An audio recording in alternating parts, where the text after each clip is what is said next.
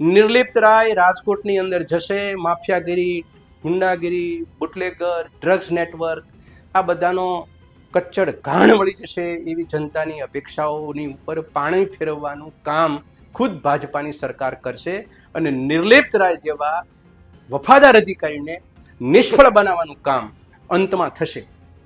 ગુજરાતના 37 આઈપીએસની બદલી થઈ. એ બદલીમાં એક નામ ખૂબ ચર્ચામાં આવ્યું અને એ નામ હતું નિર્લિપ્ત રાય. નિર્લિપ્ત રાયને રાજકોટના રેન્જ આઈજી બનાવવામાં આવ્યા. એના પછી રાજકોટમાં આવે છે ગોંડલ અને ગોંડલની નિગરાની એ કરવાના છે. રાત્રે ત્યાં પહોંચ્યા હતા અને પછી બધા જ પોલીસ સ્ટેશનના પોલીસ કર્મીઓ સાથે વાતચીત કરી હતી, બધા વડા સાથે વાતચીત કરી હતી. નિર્લિપ્ત રાયની ત્યાં બદલી થવી, બધાનું એવું કહેવું કે ત્યાંથી ગુંડારાજ ખતમ થઈ જશે. એનાથી વિપરીત કોંગ્રેસના એક નેતા કહી રહ્યા છે. કોંગ્રેસના નેતા મનહર પટેલનો એક વિડીયો સામે આવ્યો છે એમની પ્રતિક્રિયા નિર્લિપ્ત રાયની બદલી પર અને અધિકારીઓનું કેવું રાજ હોય છે, અધિકારીઓ માટે ગૃહ વિભાગ શું કરી રહ્યો છે એ વિષય પર એ બોલી રહ્યા હતા. મનહરભાઈનું કહેવું છે કે આંગળીના વેઢે ગણાય એટલા સારા અધિકારીઓ છે અને એ સારા અધિકારીઓ પણ સારું કામ ન કરી શકે એટલે એમના ઉપર આવા પ્રકારના કામો લગાવવામાં આવે છે, એસઆઈટીની રચનાઓ થાય છે, એમની બદલીઓ કરાવવામાં આવે છે, પણ અંતે શું થાય છે? અંતે માત્ર ચર્ચાઓ થાય છે, કામ એક પણ નથી થતા. એટલે એ પાયલ ગોટીના ઉદાહરણ આપે છે. એટલે પાયલ ગોટીના કેસમાં પણ નિર્લિપ્ત રાય હતા એનું ઉદાહરણ આપે છે. એના સિવાય હસમુખ પટેલના ઉદાહરણ આપે છે અને એવું કહે છે કે ગૃહ વિભાગ ચાહતા જ નથી કે સ્વતંત્ર રીતના અધિકારીઓ કામ કરે. એ આઈપીએસ અધિકારી હોય કે પછી બીજા કોઈ અધિકારીઓ હોય, ગૃહ વિભાગ એવું ચાહે છે કે એમના ચમચા એટલે કે એમને હાજી કરે એવા અધિકારીઓ કામ કરે. એ બધી જ વાત કરવામાં આવી છે. કોંગ્રેસના આક્ષેપો નિર્લિપ્ત રાયની બદલી પર શું છે એટલે મનહરભાઈ જે કહી રહ્યા છે આખો વિડીયો તમે સાંભળો. એમાં એ બહુ જ બધા ઉદાહરણો આપી રહ્યા છે ગુજરાતના અનેક કિસ્સાઓ જેમાં અધિકારીઓનું કામ અને અધિકારીઓને સ્પેશિયલ એટલે નિમણૂક કરવામાં આવ્યા હોય કે એ કામ એ નિષ્ઠાવાન અધિકારી સિવાય બીજું કોઈ ન કરી શકે અને પછી શું થાય, પછી એના જવાબો ના હોય આપણી પાસે, એ કેસ ત્યાંનો ત્યાં જ રહે. અધિકારીના કામની ચર્ચાઓ ન થાય કારણ કે અધિકારી જે કામ કરે છે જેમાં એમને સોંપવામાં આવ્યું છે એ કામ ત્યાંનું ત્યાં જ રહી જાય છે. એટલે પાયલ ગોટીનું ઉદાહરણ આપે છે, હસમુખ પટેલનું ઉદાહરણ આપે છે, નિર્લિપ્ત રાયના આગળના કેસના ઉદાહરણ આપે છે. તો એમને સાંભળી. ગુજરાતના ગૃહ વિભાગે ઉચ્ચ પોલીસ અધિકારીઓની હમણાં બદલી કરી. એમાં અનેક અધિકારીઓને એક બીજી જગ્યાએથી ટ્રાન્સફર કર્યા. એમાંના એક અધિકારીની ચર્ચા રાજકોટવાસીઓ ખૂબ કરી રહ્યા છે, નિર્લિપ્ત રાય. આ અધિકારીની છબી અને જનતા વચ્ચે એને એક છાપ છોડી છે કે પોતે ઈમાનદાર, વફાદાર અને નિષ્ઠાવાન અધિકારી છે. હોઈ શકે, પરંતુ એના પહેલાના અધિકારીની છબી એવી કેમ નહીં? અન્ય પોલીસ અધિકારીની છબી એવી કેમ નહીં? આ સવાલ જનતાનો અને આપણા સૌનો છે. એનું મુખ્ય કારણ એ છે કે છેલ્લા 25 વર્ષથી ભાજપાની સરકાર કયાગ્રા ડિપાર્ટમેન્ટ અને કયાગ્રા પોલીસ અધિકારી કે અન્ય અધિકારીઓને ડેવલપ કરી રહી છે. એ પોતાના કયાગ્રા રહે, એ પોતાની નિષ્ઠા, ફરજ, ઈમાનદારી એ ભાજપને સમર્પિત કરતે, જનતાને નહીં. આ રીતે અધિકારીઓને એ ટ્રેન કરે છે અને ટ્રેન કરતા કરતા આજની તારીખે ગુજરાતનું તંત્ર ખોખલું કરી નાખ્યું છે. એટલે વેઢા ગણાય એટલા અધિકારીઓ બચે, નિર્લિપ્ત રાય જેવા કે હસમુખ પટેલ જેવા. કોક જ તમે નામ યાદ આવશે, કોઈ જાજા બધા 2 ડઝન નામ તમને નહીં મળે. 2 વાતો કરવી છે. હસમુખ પટેલને 2018માં મેં એક સમાચાર પત્રમાં વાંચ્યું કે એમને એસએમસી સ્ટેટ મોનિટરિંગ સેલના વડા તરીકે એને 2 હાથ જોડીને એને બહાર નીકળી ગયા. 4 વખત એને પત્રો લખ્યા કે મને સ્ટાફ આપો, મને સ્ટાફ આપો, મને સ્ટાફ આપો, પણ સરકારે સ્ટાફ ના આપ્યો. બીજી બાજુ સરકાર હસમુખ પટેલને ઈમાનદાર, નિષ્ઠાવાન અને પ્રમાણિક અધિકારી માનતી હતી. એન નાતે એને ગુજરાતની અંદર ભાજપાના પુણ્ય પ્રતાપે જે ગલીએ ગલીએ જે દારૂ વેચાઈ રહ્યો છે, જે શહેરની ગલીઓમાં ડ્રગ્સ વેચાણ થઈ રહ્યું છે, યુવાધન બરબાદ થઈ રહ્યું છે, નશાબંધી વિભાગ છે એ સંપૂર્ણ ફેલ થઈ રહ્યો છે, પોલીસ તંત્રને કયાગરું કરી દીધું છે. એના કારણે બુટલેગર અને માફિયાઓની સંખ્યા દિવસે ને દિવસે વધતી હતી. એને કંટ્રોલ કરવા માટે સ્ટેટ મોનિટરિંગ સેલના વડા તરીકે હસમુખ પટેલને મૂક્યા, પણ તરવા મૂક્યા અને પથ્થર મોટો બાંધી દીધો. એને સ્ટાફ ના આપ્યો. થાકીને બહાર નીકળ્યા હસમુખ પટેલને હવે કે તમે એક કામ કરો, તમે પંચાયત ગૌણ સેવા પરિષદની અંદર અધ્યક્ષ તરીકે છોકરાને પરીક્ષા લ્યો.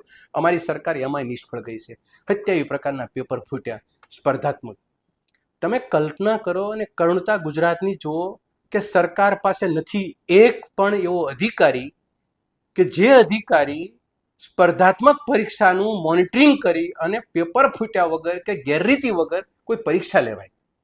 અને એક પણ પોલીસ અધિકારી એવો નથી કે જે નશાબંધી ખાતાને જડબેસલાક કરી અને ડ્રગ્સ માફિયાઓને જેલ હવાલે કરે અને ગામડાઓમાં અને શહેરમાં જે દારૂ અને ડ્રગ્સની જે નેટવર્ક છે એને તોડી પાડે. બેમાંથી એકય નથી. આનું મુખ્ય કારણ એ છે કે સરકાર આ તંત્રને ખોખલું કરી રહી છે.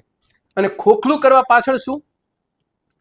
અધિકારી જ્યારે નોકરીએ લાગે છે, અમે પણ એક સમયના સરકારમાં અધિકારી હતા, જુસ્સો હોય, ઈમાનદારીનો, વફાદારીનો, પ્રમાણિકતાનો, પ્રતિબદ્ધતાનો, અને સરકારમાં કયા નિયમો અમને લાગુ પડે છે અને એ પ્રમાણે એની પરિયુમાં રહીને નોકરી કરવાની બધી વસ્તુ અધિકારીને ખબર હોય છે.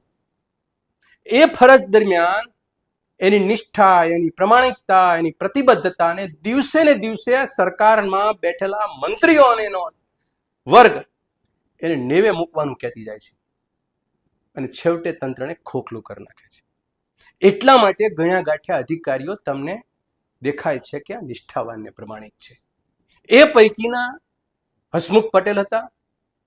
અને બીજો એક દાખલો તમને અહીંયા આપું. ગુજરાતની અંદર 2018ની અંદર મગફળી કાંડ થયો.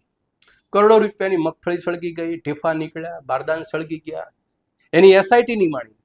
દીપાંકર ત્રિવેદી નામના DIGને એની તપાસ સોંપી. તપાસ સોંપી એટલે જનતાની સામે વાસ્તવિકતા અને સત્યનો રિપોર્ટ આપવાનો હતો. આજની તારીખે કોઈને ખબર છે કે દીપાંકર ત્રિવેદીએ મગફળી કરોડો રૂપિયાની હળગ્યા પછી એનું શું પરિણામ આવ્યું?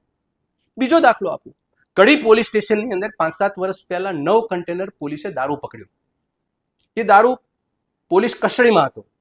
કસ્ટડીમાંથી દારૂ ચોરાઈ ગયો. 9 કન્ટેનર ચોરાઈ ગયા પછી દારૂને પકડવા માટે થઈને SIT નિમી. એવી DIG કક્ષાના અધિકારી. એક બોટલી પાછી આવી ખરી?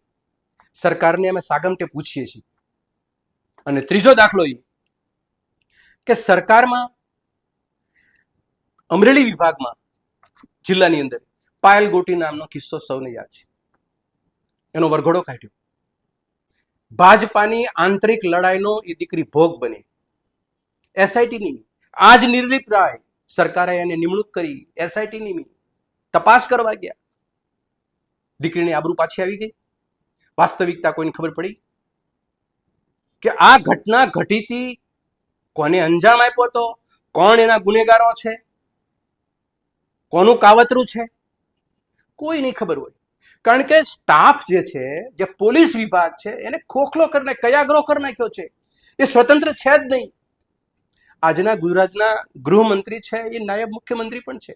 ખૂબ શક્તિશાળી માણસ છે. એ શક્તિશાળી માણસના નિગરાનીમાં આ તંત્ર ચાલે છે અને તંત્રને ખોખલું કરે એનો નિશ્ચય છે. એટલા માટે કહું છું, ભૂતકાળની અંદર તમને યાદ હશે, આ ભાજપાની સરકારે 1 ડઝન કરતા વધુ પોલીસ અધિકારીઓને જેલ હવાલે કર્યા હતા. કંઈક કારણ છે. વગર કારણે તો જેલમાં ન મોકલ્યા.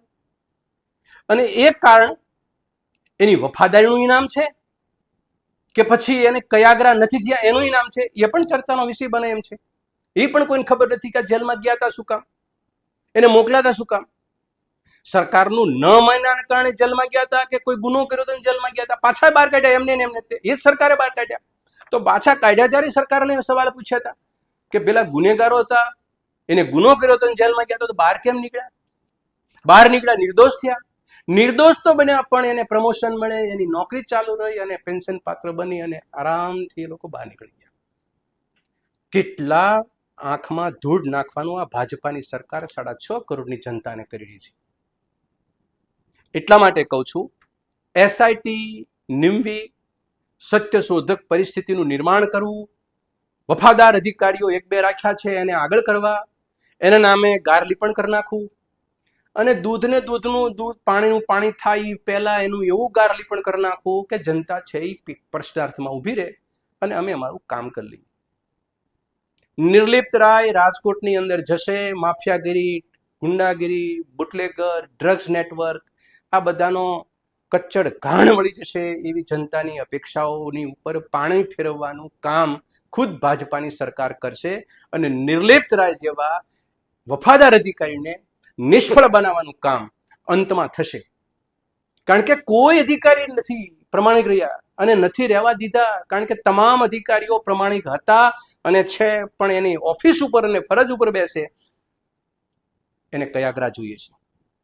તંત્રને સ્વતંત્રતા નથી અને એના કારણે ગુજરાતની જનતા પરેશાન થાય છે. અમારી સતત ને સતત છેલ્લા 25 વર્ષથી એક જ વાત છે, પોલીસ તંત્ર હોય કે બાબુઓ હોય, એ પોતે એટલા સ્વતંત્ર ગુજરાતમાં નથી. એ એકલ દોકલ લોકો રાજ કરે છે અને જનતા એનો ભોગ બને છે અને બનતી રહી છે. આભાર.